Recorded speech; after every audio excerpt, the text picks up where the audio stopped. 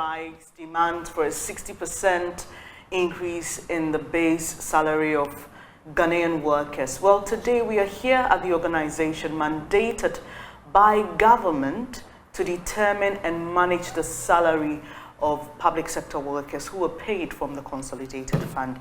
And I'm glad to have the man in charge himself, Ben Arthur, of the Fair Wages and Salaries Commission. Thank you for allowing us into your office this morning. Thank you for having us. Great to be here. Great to be here. So there are a lot of conversations around fair wages. Let's start off this way. Quite recently, we heard the announcement of the minimum wage for 2023. A lot of reactions, people saying that cannot even buy a liter of fuel, is very insignificant. Would you say the Ghanaian worker has a living wage? Thank you very much, and let me take this opportunity to greet our viewers. I do not want to delve into the argument of a living wage because various people have various expectations and what they think is enough for a living. But practically speaking, the minimum wage is fixed as the threshold, at least to make sure that in Ghana, nobody hires anybody in such a way that any specific individual will be paid below a certain minimum. That minimum, we may not be able to conclude that it is well enough for everybody. But at least, in as much as we look at the plight of the workers, you must also equally be sensitive towards the capacity of employers. If you are not careful and you fix minimum wage beyond a certain threshold, you will virtually be asking employers to lay off workers because they cannot afford it. And the workers that we want to protect by giving them a very high figure turn out to be victims. You also don't want businesses to collapse in such a way that people don't even have opportunities at all. If you fix the minimum wage too high, it will culminate in a lot of unemployment situations. Some businesses, will collapse. It will affect our economy. Some of the things that we do in this country become unattractive. So it's a balancing act. You have to make sure that you serve the interests of workers, and then you must also equally serve the interests of employers. Which is government in this case. Yes, but which is government, not government in this case. The minimum wage is for uniform application nationwide. Yes, but I must be quick in adding that the entity that is in charge of fixing the minimum wage is a National Tripartite Committee. I'm a member, but it is not within fair wages jurisdiction. But you contribute to that. Oh, definitely you make an input also, but it's a National Tripartite Committee set up by the Labour Act under Section 113. So it's not within our mandate, it's within the mandate of National Tripartite Committee. Which you're a member of. Now, on the issue of the living wage, yes, I know that there may be various definitions, but the basic understanding of the living wage is that someone receives an income that can give them adequate shelter, food, and basic amenities. Would you say that the average Ghanaian worker has a living wage? Well, definitely, I will not be able to conclude in all aspects if you want to speak to the minimum wage. But of course, what is good to do is that there's a balancing act, and if I may repeat myself, if you also have enterprises, let's be fair to the fact, Ghana is over 80% informal. People who are doing their own work, own account workers, people who are own account workers with employees, they are in the majority. Formal sector workers in this country, if you take the public sector, is not beyond 5%. But does that help? I'm coming. It's not beyond 5%. Private formal sector workers are not beyond 6%. So essentially, we're talking about 11% of workers in this country being in the formal sector. And that is where we have a lot of regulation, being enforced. But in the informal sector, where an individual opens a store and then recruits one or two persons to be salespersons here and there, they are in the vast majority. So we are saying that if you are going to hire somebody on a by-day basis, don't go below the minimum wage. And the minimum wage is of two components now. It has a base, which is the 14.88 plus 15% COLA. So if you want to talk about the minimum wage, we have actually moved it from 13.53 to over 17 Ghana But cedis, Mr. Alpha, almost 8. So you've mentioned, and I know clearly when we had this conversation, that many formal sector workers are paid way above the minimum wage. So this usually is for people within the vulnerable sector, which is the informal sector you've just spoken about. But how do you ensure that such persons are even paid the COLA?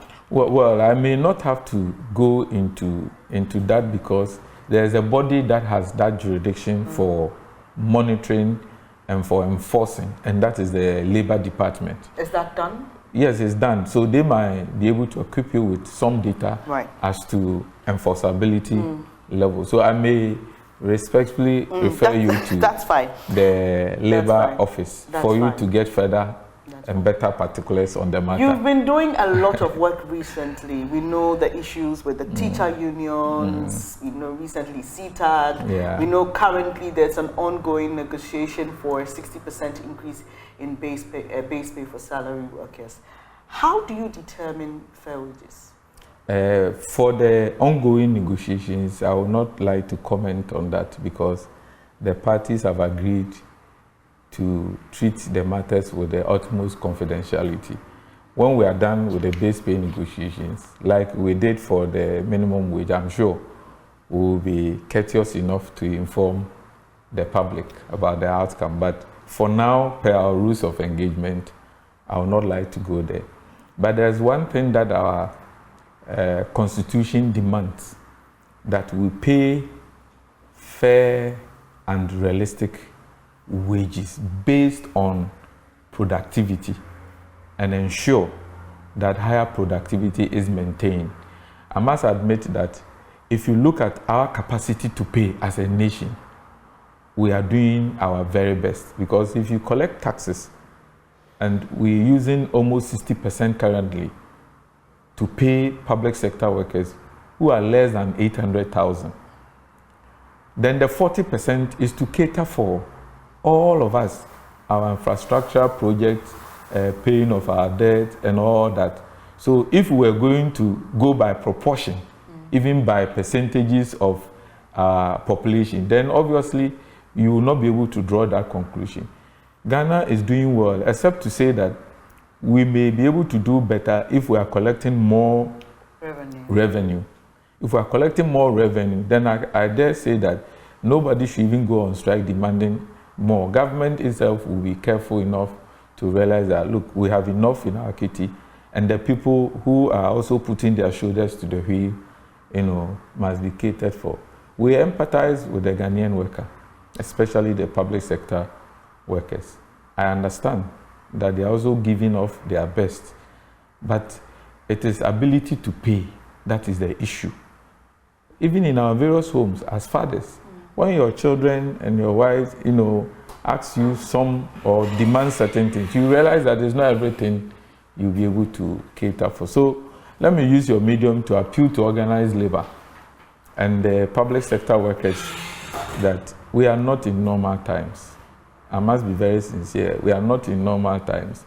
Every day that we're able to pay public sector wages, for me, it comes across as showing a very big commitment, because if we should disclose the sources of that funding, you will marvel.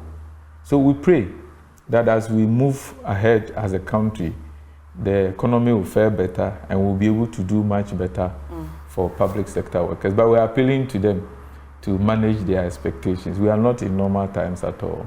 Right, so for many people who are on the side of the Ghanaian worker, they say, you say there's no money, but we don't see that reflecting in the kind of expenditure we see on government side and all that. And they argue that, the whole Article 71 office should be, that whole system should be scrapped. They must be put on the single spine salary structure as well. How do you address that concern? Well, there have been many instances where people have expressed that opinion, but true to the fact is that they are basically asking for constitutional amendment, because unless the constitution is amended, fair wages has no jurisdiction as far as the determination of emoluments of Article 71 office holders are concerned. But we have our mandate from an act of parliament. Exactly. And that is a subsidiary law.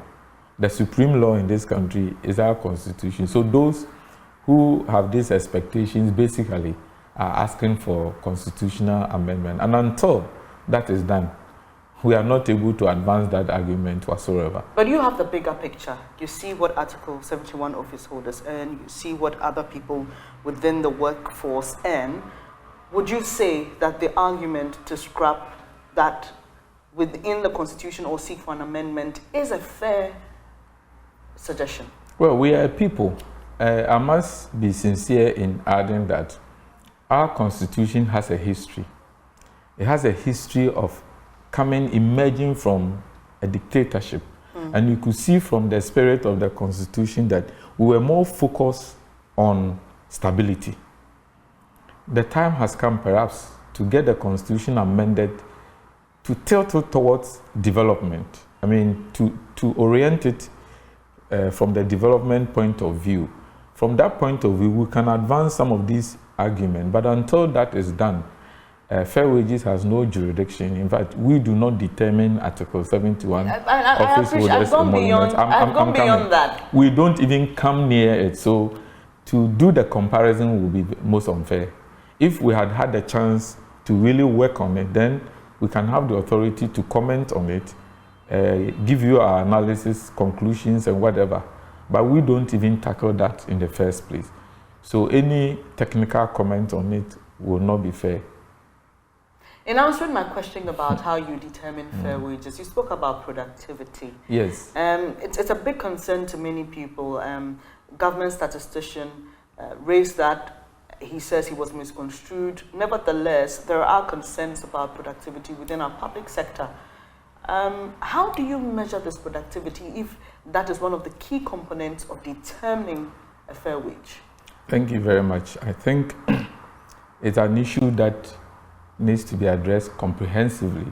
So this year, in late February and early March, we met at Kowu in Kotia for a National Labour Conference.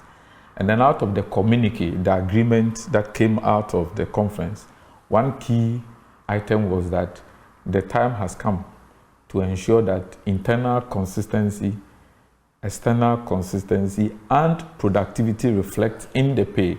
So the tripartite community, when I say tripartite, I mean government, organized labor, and employers association, already have agreed to advance that argument, and not just an argument to advance, to actually implement it, because it's part of our mandate to ensure that productivity, the pay that we give to workers actually reflects productivity levels.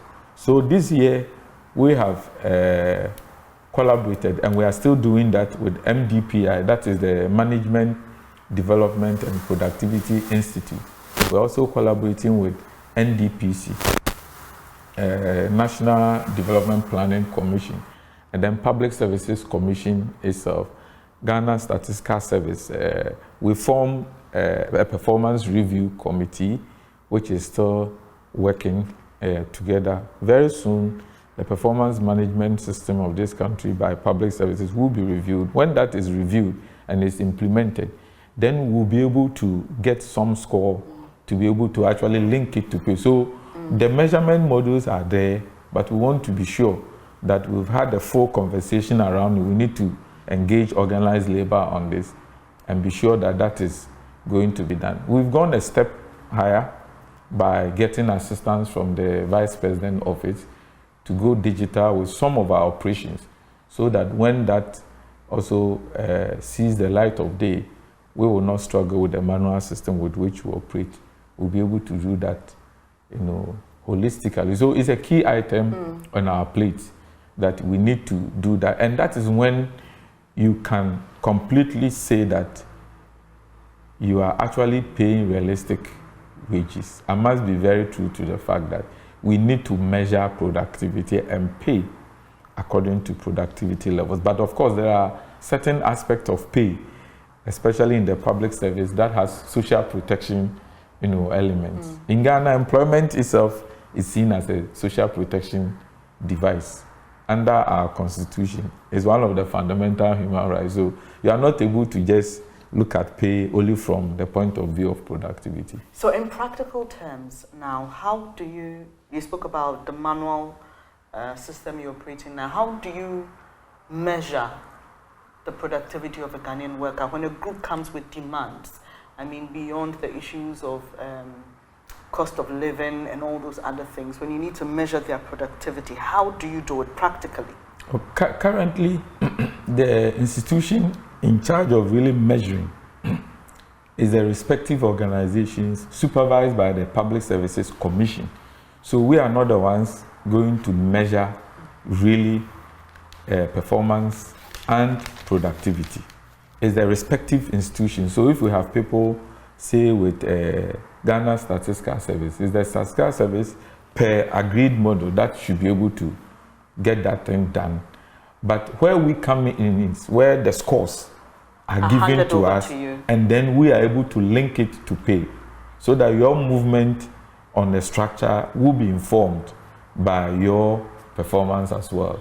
And we advise that if people are going to be promoted, at least the respective organizations should care to know the performance of the individual as a key component in promoting those people. So we are not the direct institution in charge of the measurement, but of course we equally mandated to advise government on some performance indicators. So it's a collaborative effort, and that's why I mentioned all those institutions. Without doing collaborating with these institutions, we will not be able to move far on this matter. But it's a very key issue.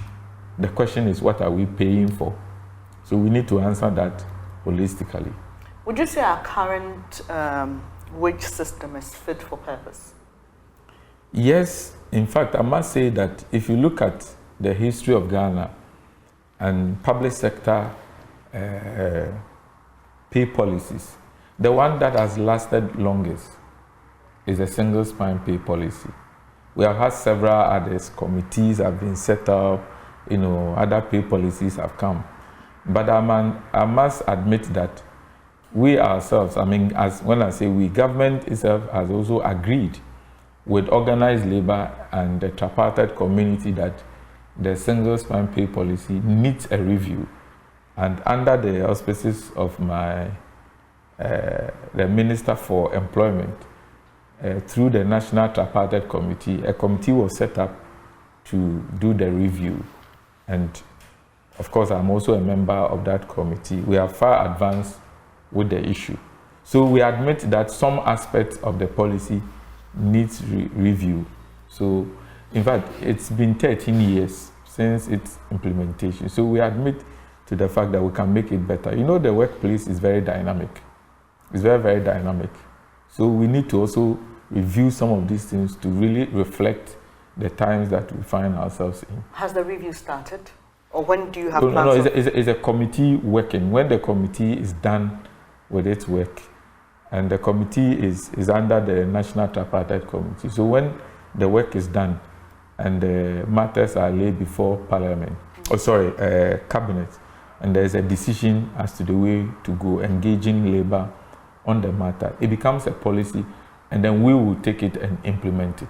So, Mr. Arthur, your position is a very interesting one, and the organization itself, not only you as an individual. It's a very sensitive one as well. Exactly. So you are a government organization. You are responsible for determining and managing public sector workers' salaries for those who are paid from the Consolidated Fund. You are under the Ministry of Employment, i.e.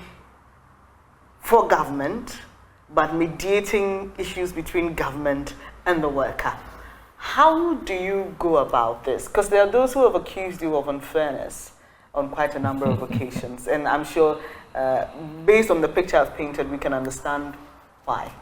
Oh, well, in fact, the term unfairness triggers some laughter. I don't know if you watch my face carefully.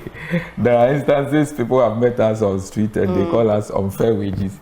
No, really? Others have argued that we have to take the fair away and say wages and salaries commission. Others equally believe that they should call us fair wages. Okay, interesting. I mean, as for the names, but you know, all are in the interest of, you know, furthering our mandate. But we are representing government, the employer in this case. Right. That's why we engage organized labor as far as wage determination is concerned. So we are not neutral empires anywhere. We are not impartial. But okay, so help us understand your mediation role. We represent, you know, we represent government. Yes. We lead government negotiations. When it comes to the SOEs we coordinate, manage and monitor their collective bargaining processes. So we are actually part of government. But then that's one thing I want you to understand. So you will see that when we have an impasse, we go to the third impartial party called National Labor Commission. So we represent government. And then labor is on the other side. Labor is our partners on the other side. Okay. So the people that you want them to mediate in matters are actually the National Labor Commission. All right. Not so wages. Let me make reference to this letter. I don't know if you've cited it from the National Secretariat of CTAG, which is the Colleges of Education CTAG and SENSAG. Teachers Association and SENSAG. So they reactivated their strike on the 13th of November this year. And just on the first point of reasons why they do so is that the Fair Wages and Salaries Commission has failed to make available to CTAG and SENSAG a draft memorandum of agreement which clearly captures what the parties mutually agreed at the end of negotiations for them to study before proceeding to sign off. Can I interrupt you? What is your response to that? My interruption is the response. Okay. You are reading this without reading our press statement on this matter. No, so give us your response. That's why I'm giving you the opportunity.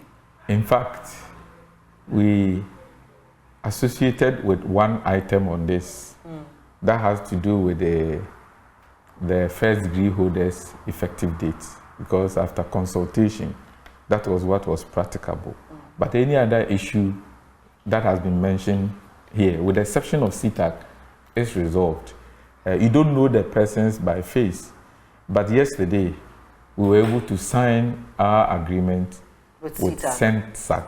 That is the colleges of education non-teaching staff. And CTAG has also committed to come and do same. So as we speak, right from here, we'll be going to Ministry of Education to get them engaged. We had actually invited them on a number of occasions, and they had failed to show up. But you see, in this country, and per our labor law, if you distance yourself by engaging on strike, basically you are making it a bit more difficult for you to be engaged. Because per section 161 of the Labor Act, you are not expected to embark on a strike whilst negotiating, because it becomes like coercion. You want me to speak my mind, but you have a knife on my neck. So it is not the spirit that you should go on strike and be engaging. So normally you would have to call off your strike and come and engage. And I can tell you that in as much as any organized labor embarks on strike, the effect is that they actually push away the days for effecting whatever they were asking for. So if you wanted a negotiation to be concluded in October, for it to be effective October, and you went on strike for 1 month, eventually when you meet us, it can only be effective when you appeared or a later date, when there is a need to prepare adequately towards it. So it's not something that I will encourage. Dialogue is the way forward, engaging. And you realize that when the mortuary workers also cited some non-implementation challenges, we quickly called them, engaged them. We realized that there was one key item that we needed to attend to. Of course, Ministry of Health had done that behind the scenes, but apparently the communication had not gotten to them. Right. So bringing them on the table, had helped. I must admit that there are times that we have also played mediation roles, especially when it's an issue between organized labor and their management, where we need to come in to facilitate, to ensure that some relevant sharing of information is done. we do so, but that's not our core mandate. Right. Okay. So in our conversation, there was something you said about the sources of funding, and that for you the times are hard. Everybody knows that, and so it's every day salaries are paid. It's a certain show of commitment by government to ensure that at least everybody is comfortable to a certain extent. But are you able to share with us what these other sources of funding are? Because what we know is that you're supposed to be taking from I would defer that to the Ministry of Finance. But if you care to know, government continues to show goodwill towards its employees. And I would like to cite one key incident. When we had the COVID pandemic at its peak, other nations were laying off their workers, including some of the advanced countries. But the president of the land decided that despite all the challenges, there was a need to make sure that not a single employee lose his or her income or job. And that was done. In other jurisdictions where they made savings, when organized labor went back and they were demanding more, it was very easy for them to just slap what they saved on their demands. Because of the workers they laid off. Yeah, that's the point. Okay. But in Ghana, we continue to show that goodwill. And I must say that organized labor, to a very large extent, also is very cooperative. And you realize that we exist in this environment knowing that we have a common interest, which is to advance the objectives of Ghana. Right. Where we differ is the figures and some percentages here and there, but we don't differ in moving Ghana forward at all. So you wouldn't tell me what these sources of funding are? No. You see, I have to operate within my jurisdiction. But you know that there were other sources. No, even if I know, I will not disclose it on air. Right. So quickly, we are wrapping up. It appears the only time we hear of the Fair Wages and Salaries Commission is when there's an issue, when there have to be negotiations and settlement of grievances. What else do you do? Quickly, in about 2 minutes, because we don't hear of you at all. Normally, for some of you who hardly watch football, what you are interested in is the highlight. I love football, actually. So who scored and who attracted? Maybe you're not marketing yourself enough. Maybe you are not giving us enough platform. Are you coming to us? We have always been knocking your door. So you have the opportunity today. So fair wages, that's a lot of things. In the first place, apart from leading government in negotiations where compensation is financed from the consolidated fund, we are not able to do that for Article 71 office holders and some selected organizations whose determination of their emolument is spelled out in the Constitution. So that is where we come in. We also are in charge of doing job evaluation. We actually must value your job and place you on a salary structure. So we develop the salary structure, map you onto it, and make sure that you stay over there. Apart from that, we are also in charge of performance management and making sure that we'll be able to link pay to productivity. It's one of the key things that we have been preparing towards. You mentioned that it is not your role to measure productivity. So no, how do you the measurement is not. Yes. So I want you to explain briefly to us. Performance management is the linking of productivity to. Is that it? Yes. Performance management. No, linking pay to productivity. But the measurement of the productivity itself is not us, because we don't sit at every workplace.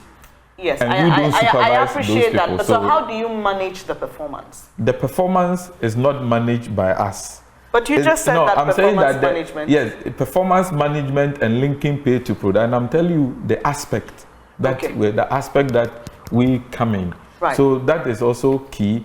When it comes to the SOEs, the state-owned enterprises, we have the mandate to also coordinate, monitor their collective bargaining, processes. Right. So it's one of our mandates. Of course, core to it is to also advise government on pay policy. We have been doing all this. And I can tell you, about 95% of what we do at Fair Wages is not even the negotiations. Except to say that is what brings us to the public domain. And for the media people, that is where your interest is. When the brujas are in, that's when you are the loudest. Thank you for your time this morning, Mr. Thank you for Arthur. having Ben me as Arthur well. is the Chief Executive of the Fair Wages and Salaries Commission. And beyond that, he's also a labor administrator, employment service and labor relations specialist. And interestingly, he's a certified mediator and alternative dispute you left one resolution out, expert, which I love doing, which is the civil engineer. Okay, civil engineer. Thank you so much. This morning we've been talking about labor agitations, employment issues, and what the role of the Fair Wages and Salaries Commission really is. He won't talk to us about the most topical issue now, which is about the 60% increment in base pay that workers want, but we'll be following up on that issue separately because we understand that there will be a meeting today ahead of the budget reading tomorrow. So we keep our fingers crossed, and we will definitely let you in on all the information we hear. Back to you in the studio.